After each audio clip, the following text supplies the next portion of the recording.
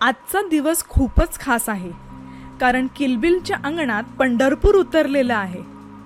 मुलांनी वारकरी वेश परिधान केला.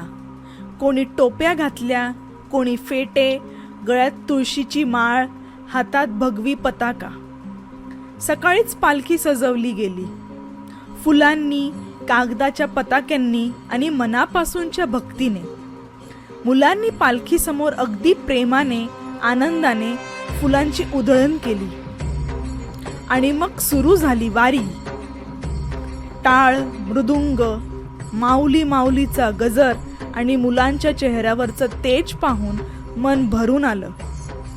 पावलोपावली गजर करत चालणं ही वारी होती लहानग्यांची, पण त्यात होती खरी भावना एकत्र येण्याची. या सगळ्यात विशेष क्षण म्हणजे रिंगण. सगळ्या मुलांनी हातात हात घेऊन गोल गोल फिरणं.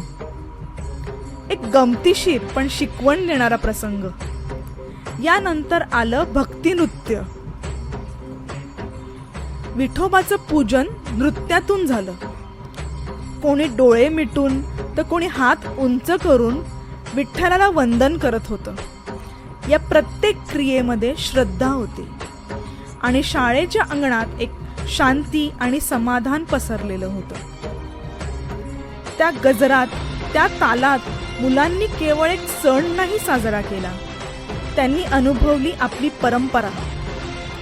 वारी म्हणजे चालणं नाही, ती एक शिकवण आहे. एकत्र चालण्याची, प्रेमाने जगण्याची. ही आठवण त्यांच्या मनात राहील, एक संस्कार म्हणून. आजचा दिवस फक्त त्या मुलांसाठी नव्हे, तर शिक्षक, पालक आणि आपल्यासाठी देखील एक अविस्मरणीय अनुभव बनून गेला.